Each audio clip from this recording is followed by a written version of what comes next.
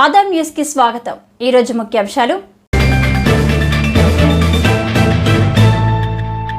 ప్రజలకు అందుబాటులో A1 Uday acupuncture clinic ముఖ్య అతిథిగా విచ్చేసి క్లినిక్ ని ప్రారంభించిన టీడీపీ నేత బొమ్మసాని సుబ్బారావు।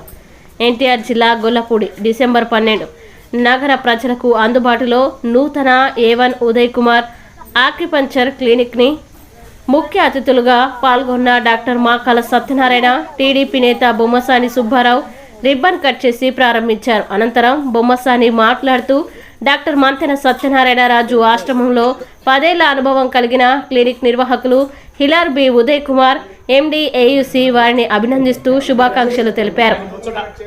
తన సుదీర్ఘ అనుభవాన్ని గొల్లపూడి ప్రజలతో పాటు పరిసర ప్రాంతాల ప్రజలకి కూడా ఉపయోగకరంగా ఉండాలని, మంచి వైద్యం అందిస్తూ మన్నల్ని పొందాలని ఆకాంక్షించారు।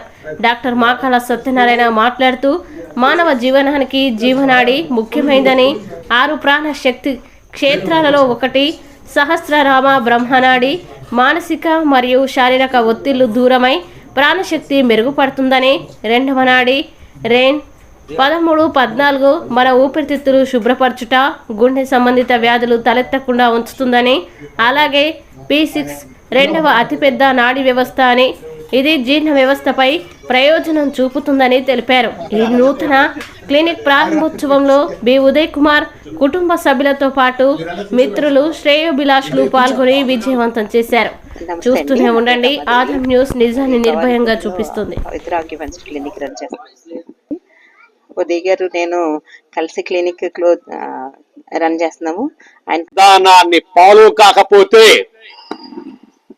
కుళ్ళిపోయే పరిస్థితి వచ్చింది।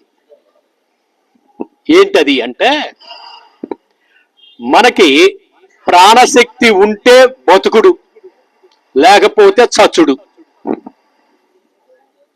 దీని గురించి ఇంకొంచెం వివరంగా చెప్తాను। 0 ప్రాణశక్తి అంటే చచ్చిపోయాడు, 1% ప్రాణశక్తి ఉంది అంటే ముక్కు దగ్గర నాడి దగ్గర తెలుసుది బతికే ఉన్నాడని।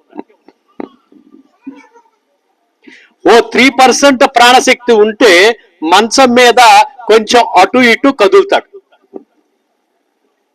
5% ప్రాణశక్తి ఉంటే మంచం దిగ్గలుగుతాడు,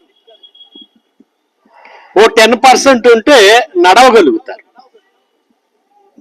20% ఉంటే ఓ 4 అంతస్తులు ఎక్కి దిగ్గలుగుతాడు, 30% ప్రాణశక్తి ఉంటే వాళ్ళు ఎలా ఉంటారంటే ఓ 10 కిలోమీటర్లు తేలిగ్గా ఇల్లు రాగలుగుతారు, 40% ఉంటే ఓ చిన్న క్యారేజ్ తీసుకెళ్ళి రోజంతా పనిచేసి ఆనందంగా ఇల్లు చేరుకుంటాడు, 50% ఉన్న వ్యక్తి ఎలా ఉంటాడు అంటే ఒక వ్యక్తి 4 పని చేస్తాడు, 60% ఉంటే ఆ వ్యక్తి ఒక 50 కేజీల బస్తా ఒక చిన్న మూటల్లాగా తీసి నెత్తి మీద పెట్టుకుని ఓ 25 కిలోమీటర్లు వెళ్ళి అమ్ముకుని హ్యాపీగా మళ్ళీ అంత సరుకు తెచ్చుకోగలుగుతాడు। ఇప్పుడు మనం ఆలోచించాల్సింది ఏంటంటే, ఈ 50 కేజీల బరువున్న బస్తాని ఓ 25 కిలోమీటర్లు తీసుకెళ్ళి మళ్ళీ తీసుకొచ్చేలాగా ఎవరున్నారు? ఎవరన్నా ఉన్నారా? మరి ఒకప్పుడు ఉన్నారా? ఉన్నారు కదా। అంటే మన ముత్తాత వాళ్ళ తాత ఈ 50 కేజీల బస్తాల్ని తేలిగ్గా మోసేశారు।